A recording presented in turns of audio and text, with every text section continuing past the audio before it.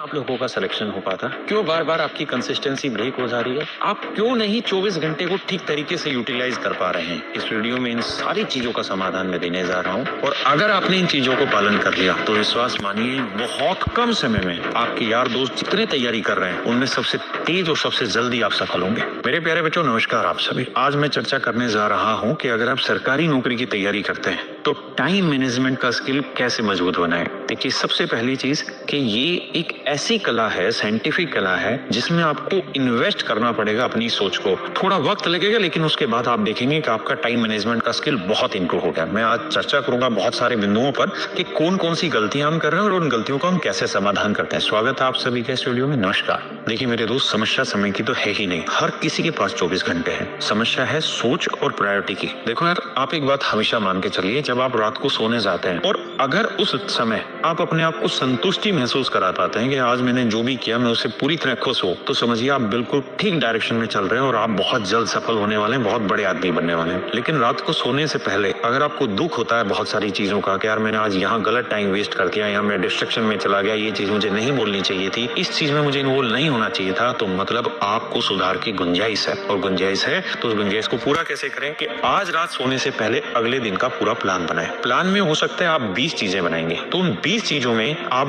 Priority decide करिए कि मेरे कौन कौन से काम नंबर 1, 2, 3 रैंक पे आते हैं जो मुझे करने ही करने हैं। देखिए, 20 काम बनाएंगे, ये जरूरी नहीं है कि 20 के 20 आप पूरे कर पाएंगे, लेकिन अगर आप उसमें प्रायोरिटी डिसाइड कर पाएंगे कि मुझे नंबर 1 पे ये है कि मुझे मैथ पढ़ना है और मुझे ये लेक्चर पढ़ने हैं, तो वो आपकी पहली प्रायोरिटी है। और सुबह उठते ही सबसे पहला काम जो आपको करना है ना, वो वही जो आपकी सबसे टॉप प्रायोरिटी है। देखिए, जब आप 20 काम बनाएंगे ना, तो इन 20 कामों में 5 काम ऐसे होंगे जो आप दिमाग से बहुत आसानी से हल कर देंगे, क्योंकि उन कामों में आपकी बहुत ज्यादा एफिशिएंसी की जरूरत नहीं होगी। लेकिन अगर आप टेक्निकली सोचेंगे तो उन कामों को दूसरों से कराया जा सकता है। बहुत बार क्या होता है कि हर चीज को हम खुद करने की सोचते हैं, इसे कहते हैं गधे की तरह मेहनत करते रहना। और अगर हम उन चीजों को करें जो हमारे बिना हो ही नहीं सकती और जो हमारी मंजिल के हमें बहुत नजदीक ले जाती है, तो उन प्रयासों को हम कहते हैं स्मार्ट एफर्ट। तो सबसे पहला काम, आज सोने से पहले अगले दिन का प्लान बनाएं, उसमें फिर प्रायोरिटी डिसाइड करें। जो सबसे बड़ा काम है, सुबह उठते ही सबसे पहले उस पे लगे। मोटिवेशन पे भरोसा भी अपने आप में बहुत खतरनाक होता है। मेरे दोस्तों, मेरे पॉइंट को समझना,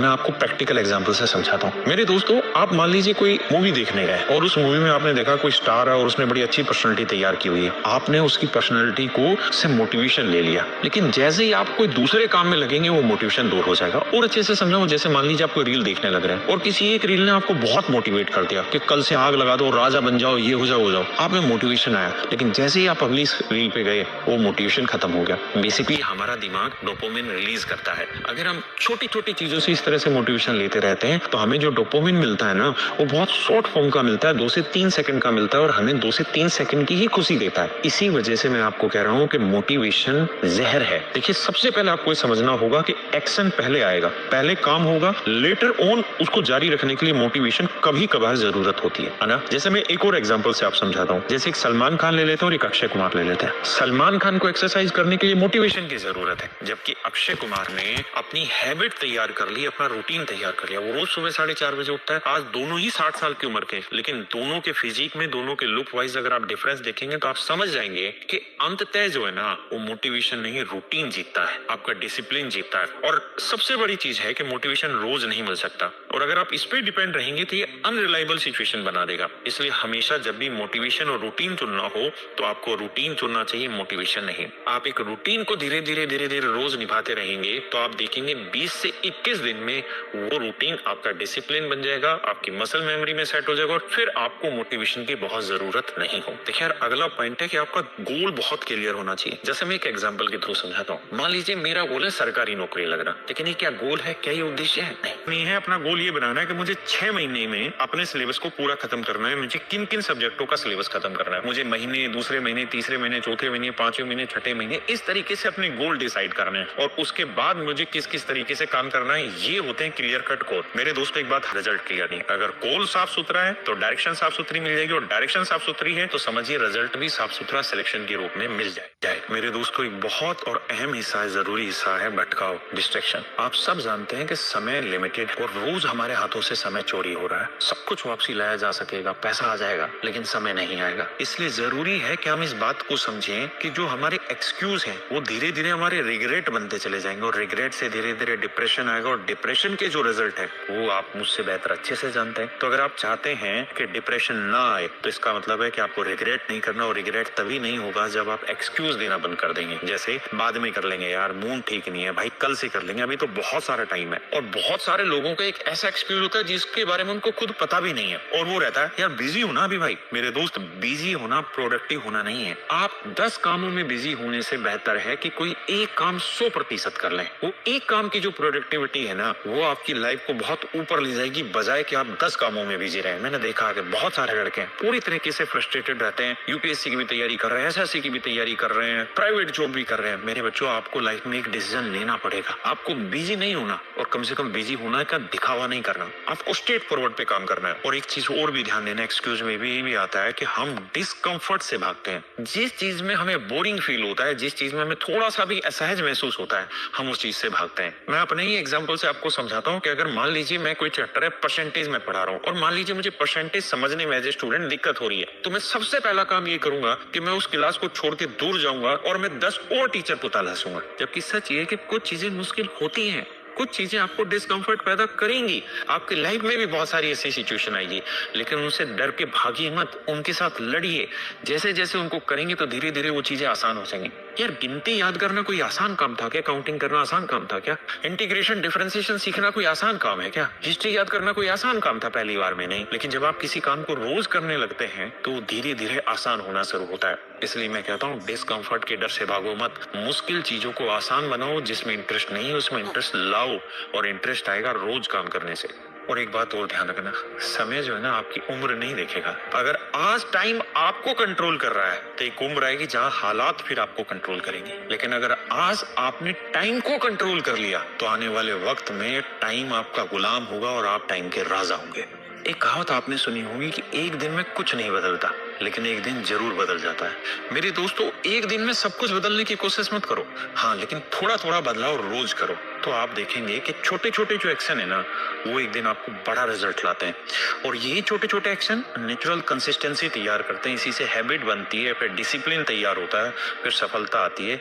और तभी हम कहते हैं कि जो छोटे एक्शन है वही आपकी डेस्टिनी डिसाइड करते हैं। एक छोटी सी बात बताने जा रहा हूँ, बड़ी साइंटिफिक है। देखिए, जो छोटे छोटे स्टडी चेंजेस होते हैं ना वो इसलिए काम करते हैं क्योंकि उनसे दिमाग में प्रेशर नहीं बनता। जैसे आप 1 घंटे पढ़े, 1 घंटे के बाद कंप्लीट 15 से 20 मिनट के लिए बिल्कुल रेस्ट ले चाहिए, बिल्कुल पढ़ाई से ध्यान हटा दीजिए। इन चीजों की वजह से जानते हैं क्या होता है, हमारे दिमाग में बिल्कुल सेंटर में, यानी जहाँ से स्ट्रेस और फियर डेवलप होता है उसके बिल्कुल बीच में एक पॉइंट होता है, और वो पॉइंट बिल्कुल शांत होता है। वो पॉइंट आपको बोरिंग का सिग्नल बार बार नहीं भेजेगा, और इसी से जो प्रोक्रेस्टिनेशन होता है, जैसे हम बोलते हैं ना कि पेपर से पहले का जो डर है वो भी गायब हो जाता है। मैंने अक्सर देखा है कि जो बच्चे इस तरीके से तैयारी करते हैं उनकी जो लास्ट टाइम पे, लास्ट मोमेंट पे जो बच्चे पढ़ाई करते हैं उनसे ज्यादा रिटेंशन होती है चीजों की, यानी चीजें लंबे समय तक याद रहती है। जितने भी टॉपर्स हो, चाहे वो नीट के हो या जेई के हो या किसी कॉम्पिटिटिव एग्जाम्स के, उन्होंने रोज ने सबने यही काम किया हुआ है। थोड़ा थोड़ा सिलेबस रोज कवर करते हैं, एग्जाम से पहले लंबा नहीं पढ़ते, धीरे धीरे रोज करते चले जाते हैं। और ये अच्छी अच्छी छोटी छोटी अचीवमेंट जो होती है ना, ये डोपामिन रिलीज करती है, जो मोटिवेशन को बार बार रिपीट करवाती है। और स्पेस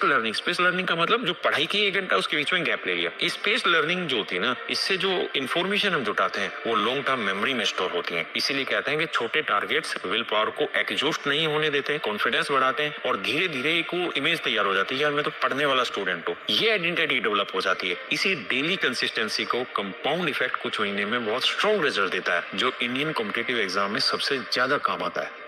देखिए, अब बात करते हैं इस वीडियो के एंड पे। सबसे आखिरी और अहम पॉइंट बताने जा रहा हूँ। मेरे दोस्तों, जिंदगी हर चीज से बड़ी होती है। समय दोबारा नहीं आएगा, ये मैं कह रहा हूँ, ये बात सही भी है, लेकिन सच बात ये है कि ये जिंदगी भी दोबारा नहीं है। कई बार अपने पर्सनल इंटरेस्ट को भी आपको अपनी प्रायोरिटीज में रखना चाहिए। ऐसा ना हो कि आपके गोल इतने क्लियर हो कि आपको सरकारी नौकरी लगना है, लेकिन उन गोल को अचीव करने के लिए आप अपने पर्सनल इंटरेस्ट को खत्म कर दें। मेरे दोस्तों, जिंदगी जीना सीखना भी अपने आप में एक बड़ी कला है। उसको सीखिए, वो बहुत काम आएगी। जैसे मैं अपने पूरे 24 घंटे में कम से कम 5 घंटे ऐसे रखता हूँ, जिस 5 घंटे में मैं सिर्फ अपने लिए, मेरे शरीर के लिए जो मुझे अच्छी चीजें लगती हैं, जिन चीजों में मेरा इंटरेस्ट है, मेरा इंटरेस्ट क्रिकेट खेलना है, मेरा इंटरेस्ट गप्पे लड़ाना है, मेरा इंटरेस्ट जिम जाना है, एक्सरसाइज करना है, तो मैं 5 घंटे अपने 24 घंटों में से निकालता हूँ। ऐसे ही आप ये देखिए कि अगर आपको क्रिकेट खेलना अच्छा लगता है, रनिंग करना अच्छा लगता है, तो दिन में एटलीस्ट 1-2 घंटे जरूर निकालिए। अपने आप को खत्म मत कर दीजिएगा किसी तैयारी करने में। आप बहुत जरूरी हैं आपके माँ बाप के लिए, मेरे लिए, और आप जरूरी हैं आपकी खुद के लिए। नमस्कार।